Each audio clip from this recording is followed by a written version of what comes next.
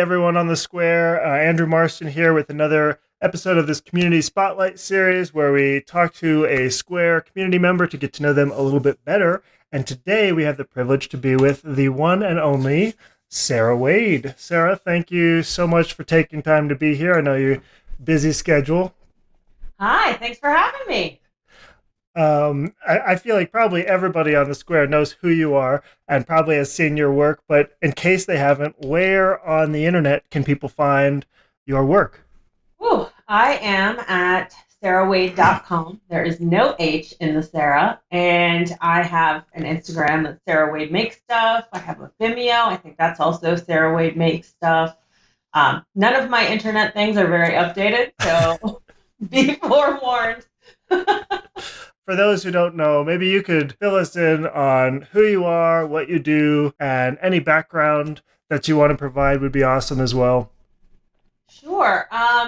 Most people probably know me as a TA. I've been TAing for School Motion since 2016, believe it or not. There were not nearly as many classes then, so it was it's been quite the journey, a lot of fun.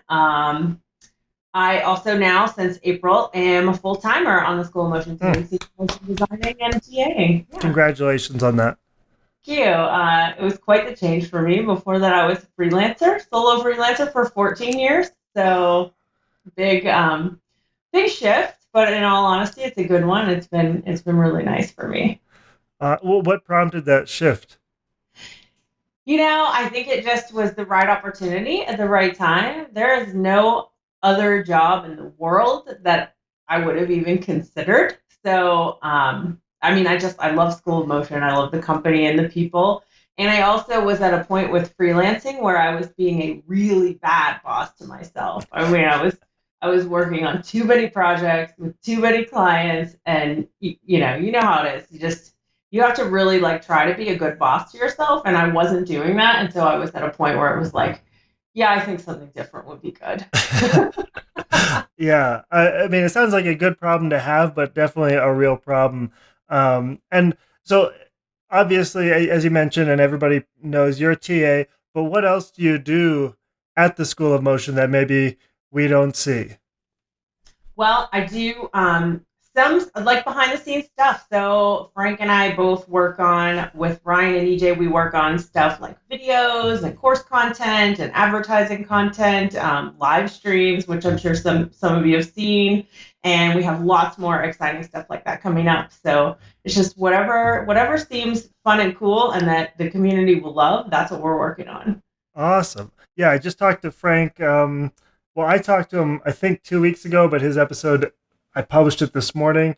He has a cool story as well. And I think a lot of people may not be aware that a lot of the School of Motion staff are actually really talented motion designers in their own right. They're not just, staff at a motion design school, but you guys actually have a lot of real world experience and knowledge, which adds to the value for me. And so how many... awkward segue. How many dogs do you have? Because I can count 2 on screen now. I have 4. You can see Leo over there. He's napping. That's one of his top skills. And you can see Falcor back there. And I don't think you can see Astro or Blueberry, but they are both right here. Also napping. Awesome. I love that. Was a pleasure to have them part of the interview as well. Hopefully they'll be good guests and stay quiet, but we'll see. And where are you located?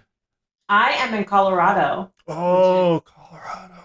It's beautiful. It's my favorite place. And actually the reason I started freelancing years ago is because I worked at all the agencies that I wanted to work with here, and I didn't want to leave to keep motion designing. What's the motion design scene like in Colorado? I'm asking for mostly selfish reasons.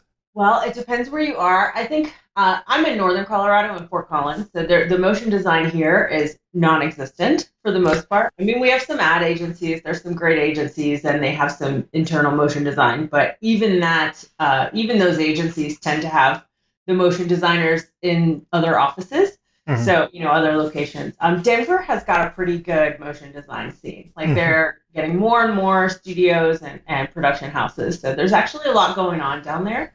Mm. If you wanted to work in house somewhere, you'd have a pretty good chance of doing it in Denver. Mm. I'm pretty sure the Mount Mograph guy met Jika. I'm pretty sure he lives in Denver, and Jake Bartlett as well, from what I understand. Jake Bartlett's in Denver. EJ is just outside of Denver. There's a good crew. Luis is in the Denver area, so yeah, we got a Mm. good crew here. There's some good meetups too if you end up in Denver. Did you grow up in Colorado then? No, I have been here for a long time, but I grew up in Pennsylvania, in Pittsburgh, and I went to architecture school there, and then I immediately moved to Colorado as soon as I graduated from college because Pittsburgh is very very cloudy and Hmm. Colorado is very very sunny. So that was my main goal was to get out of the gray skies and success. I made it as soon as I got here. And now it sounds like you like it there. Well, so you went to school for architecture though. I did. I did. Tell me that story. How did you get from architecture to motion design? I know, right? It's funny. Architecture. So I did go to architecture school. I practiced for a little while after school. You know, because as an architect, to become an architect, you have to go to school. You have to get the degree. You have to intern, and then you have to work for so many years before you can take the registration exam. Like it's this very long process. And I had worked in it for just about enough time to take the registration exam, and I realized that I really just like doing the computer stuff more. Like, give me a CAD model, I'll work on it all day long. Like I can work in AutoCAD all day long. I can do the renders, but ask me to like go to a job site, I'm like,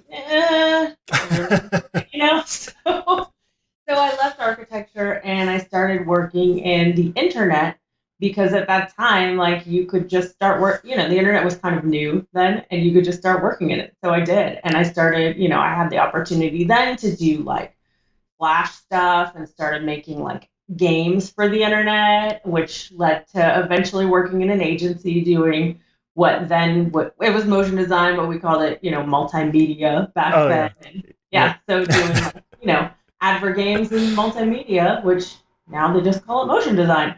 But along the way, like architecture school, they don't really teach you After Effects and coding and expressions, do they?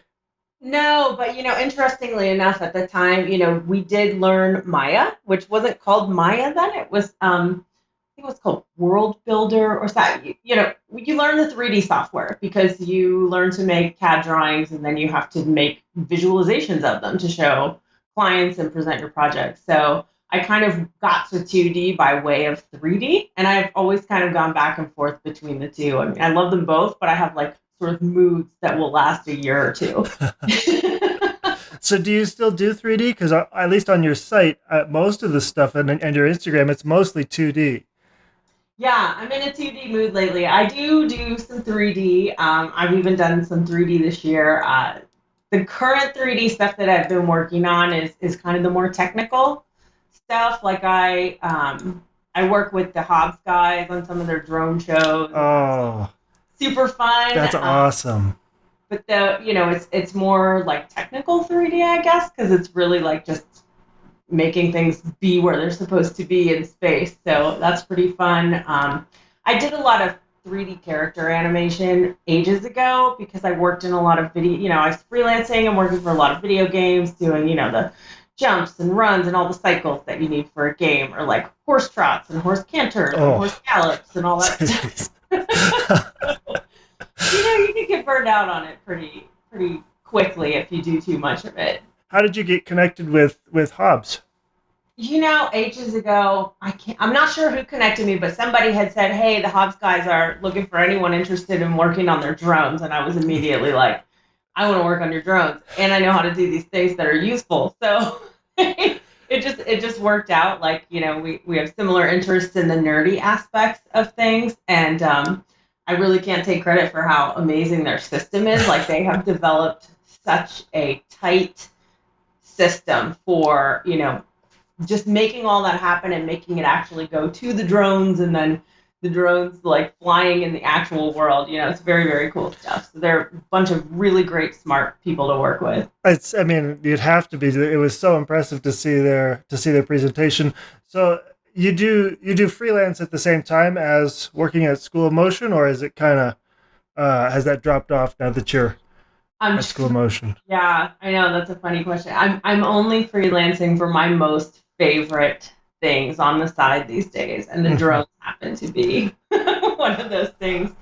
Yeah, I mean, if the right project comes along, I'm certainly willing to, work some nights and weekends to get it done. But I'm not actively pursuing freelance. It's more of actively referring it away. But that's great. I mean, and it's also kind of the value of being connected for all the people watching this, of staying connected with the square, is that um, I mean, a lot of us, if at least for me, if I have overflow projects, the first place I want to give an opportunity is to other alumni.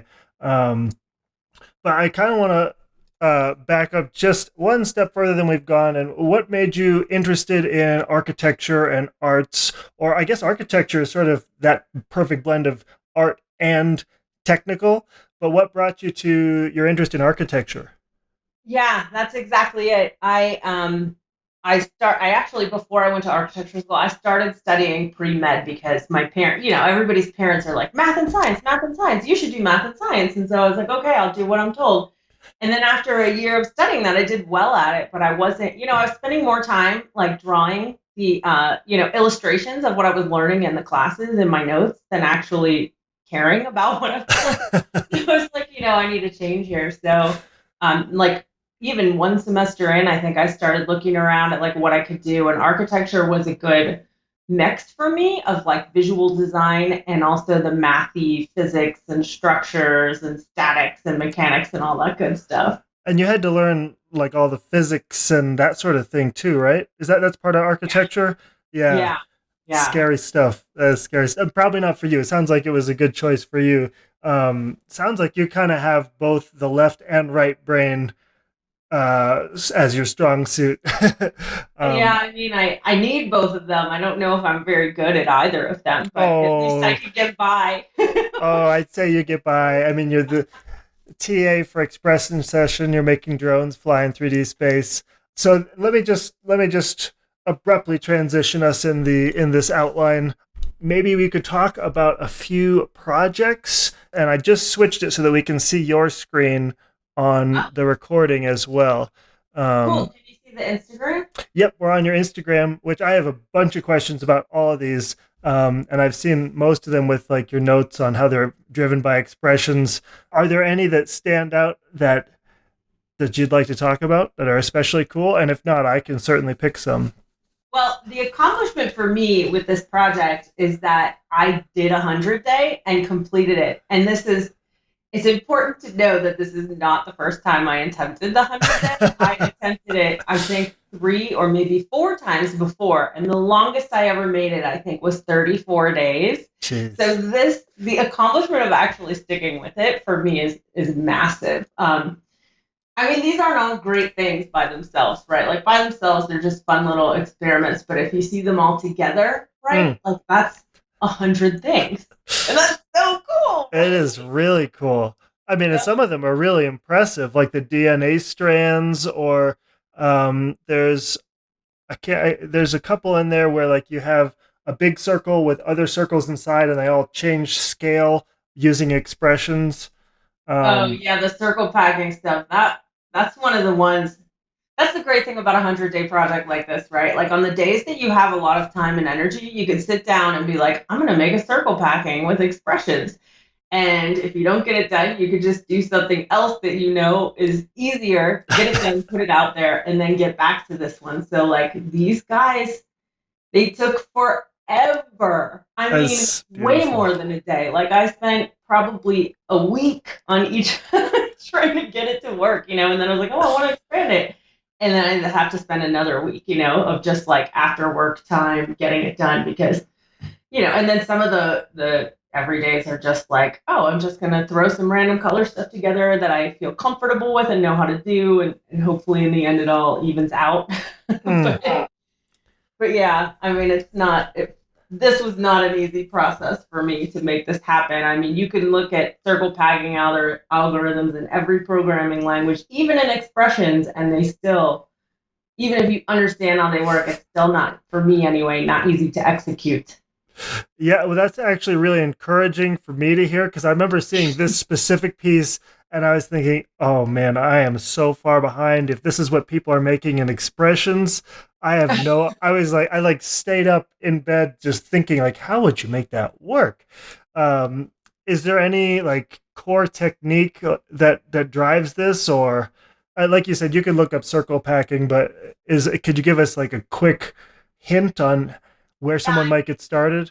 basically like you're positioning your first thing, and then you're basing the next thing off of that scale and position, and then the next things off of that scale, and so they all kind of relate to each other in a chain. And once it's all set up, right, it's like very easy to change something about it, but to get it set up, for me it's a lot of like brain bending kind of little math, right? Like, so if this thing is here and its radius is this much, then the next one has this radius and it has to be that, that radius plus that radius, this direction, and just making sure they stay tangential to each other, tangential. So yeah, I mean, that's the basic technique, right? Like Yeah, relative position and scale. yeah, basic stuff, just tangents and calculus and just easy stuff.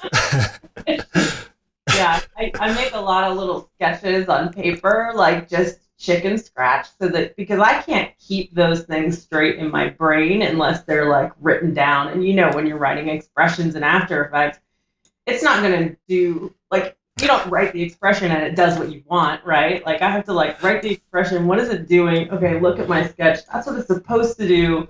What's the difference? Well, Why? in it was you recorded the expression session. There's like bonus tips as well, right? That was you? Yeah, yeah, Yeah, yeah. some of the best advice I think so far, aside from obviously the core teaching, like the principles of each lesson, but you say repeatedly, just say it in plain English and then figure out from there the steps you need to take. And that's been some of the best expression advice that you kind of just echoed. And 100. So what was the thing that made your 100 days happen? Get past day 34 all the way to 100. Honestly, the number one thing is expressions, because once you build or you take the time to build a rig, if it's a good rig, you can get 5, maybe even 10 days out of it that look fairly different, So for me, that helped me balance my time. Also, I started this in January of 2021, January of this year, right? So it was a pandemic, it was winter, and I couldn't, the ski situation was a little sketchy because of the pandemic. So I was like, well, I guess I'm not skiing. I'll do 100 day. So, culmination of factors that will probably never happen again. Well, you did it. You don't have to have it on your to-do list anymore. Would you recommend that other people attempt a 100-day challenge like this? Yeah, I would. I think it's good to do something every day. You Mm-hmm. just feel like, especially with expressions, you don't use them, at least for me, for my work, I don't use them in every project. Well, I probably use them in every project, but not to that extent. You know what I mean? Like, you don't, I'm never going to learn circle packing unless I do 100 day. I'm never going to be able to fit that kind of like extra time and research into a client project or a work project. So yeah, you got to do it. It's just a way to like push yourself, and like just for it's worth it to see everything all together at the end. Mm. When you first started freelancing, because you freelanced, you said for 14 years. Yeah. I guess not just when you first started, but I think there's a lot of people in the School of Motion community who've read the Freelance Manifesto. Their dream is to go freelance. Their dream is to be Sarah Wade. And what would be some advice you give to people who are trying to start freelancing? I think if you're working in a studio or an agency or something like that, and you want to start freelancing, that's one thing. If you're just new to motion design and you haven't worked in a studio or an agency, go work in one, because there are so many things that you can't learn on your own. You can't do it on your own. So that would be the first thing. If you're brand new, just go get a gig for a couple years. It'll be like adding a couple degrees to your knowledge, a couple degrees worth of knowledge. But other than that, I did what you're supposed to do, right? Like I saved money and I was saving money and I was freelancing a little bit on the side. And I didn't actually, I had said I'm going to quit on this day and go full time freelance. I didn't quite make it to that day, like I quit a couple of months early. But I'd already had clients lined up. I had projects lined up for later in the year. So that kind of made the transition easier. Mhm. If I had just left my agency job and not had anything lined up, I think I would have just failed miserably and probably like gone bankrupt or something. So prepping is good. The other thing that's good to do, and I've always done this, is I've always done a little bit of teaching. I teach at universities. Not, I've never been, full time teaching because it's just a part of what I do, but it keeps you kind of connected. And when times are slow, if they're slow, you still have a little bit of something, right? Like it's not enough to live on, but it's enough to like get a sandwich if you, if you need a sandwich or something. So it's definitely good to have like multiple buckets from where your money comes. Well, actually, this is a great transition. Actually, what were so far in your career?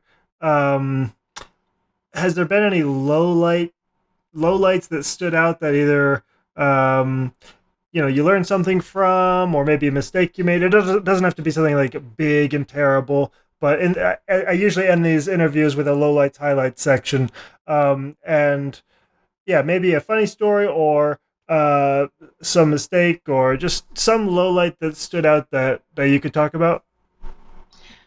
Yeah, the low lights for me have always been when something that was really good stopped being as good.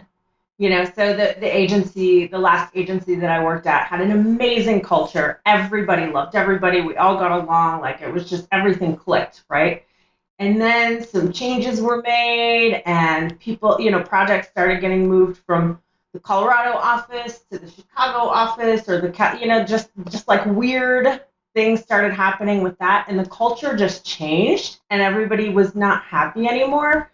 And that was a lot of the reason I went freelance, because it went from amazing to not great. So that's always, and that's happened to me with client teams where like the team will change, and what was awesome is just now okay. Then it starts to feel like a job. So I think that's the low light for me always. If something feels like a job, it's not the right job. Yeah. Well, let's end on a high note, though. Have otherwise we just like sink the ship and then we abandon it. What's what are some highlights that have stood out so far in your career? Ooh, I have to say, lately it's been really good. Of course, I love working on the drones. I love working with the school of motion team. Being freelance for so long, I forgot how awesome it is to work with a great team Mm. and to be like part of a bigger thing on a more permanent level. And they might watch this, so it's good you said that. Yeah, I You gotta say know, that. Otherwise, they're gonna come after joke. me. Sorry, I cut you off, but yeah, School of Motion is a highlight so far. Yeah, I mean, I've gotten to, I guess I'm very fortunate. I've gotten to work on a lot of things. I've gotten to work in a lot of industries. I've got to work on video games and 3D characters. And, I worked on a dome show last year where, like, I worked with a theater company and I did all the animation for the ceiling, Oh, basically. right, the Which is really constellations cool. on your website, right? Yeah, I think that's on there. I don't have any good footage of it. And actually, the show got that probably links to the thing, but the Okay. show got shut down after a couple weeks because COVID, and you couldn't have indoor performances anymore, especially in a small dome theater. But you can maybe see a little bit of it. Like I did a ton of clips like this, and they were cued to respond to the actors. So like the actors were basically the show, and all of this animation on my very slowly loading website is background, right? And so responds to them. So like a character would say like a keyword, and I worked with a stage manager to set up like a queuing system so that when they said whatever the word was, that the whole ceiling would kind of change and morph into something completely different. And it was really cool to basically stand in my own animation. And there are a lot of interesting kind of things you learn working in large formats like that. Like you can't animate at a normal speed; you'll make people vomit. everything's got to happen what seems on your computer screen very, very slow. And then you take it to the dome and try it out. And it's like, oh God, okay, I got to slow that down 3x slower, right? Wow. So that was a really cool highlight. But yeah, I mean, I have fun. I do fun things, and we're lucky we work in this industry because it's almost all fun. I think so, at least, for sure. Um, and I guess to wrap this all up, I've kind of gotten through my whole list. One more time, where can people find your work online? I know you've said it, we've showed it, but just in case they missed it. Yeah, sarawade.com or Sarah Wade Makes Stuff. And no H in the Sarah. No H in the Sarah. And is there anything else, any parting advice or anything you'd like to say to all your students and Square members? Yeah, I think the most important thing is to just keep learning. If something seems fun, learn more about it. No learning time is wasted, right? Perfect. That's awesome. Well, thank you so much for taking time. It was awesome to get to chat, and I hope everybody. Okay, I'm going to edit this part out because I don't even know where I'm going with this. Maybe I'll just leave it, and it'll be the best part. Like, thanks. Thank you so much, Sarah, for being here. yeah, thank you for having me, and thank you to the dogs for not barking. Yeah, it's a miracle. Awesome. Okay, I'm going to hit stop recording.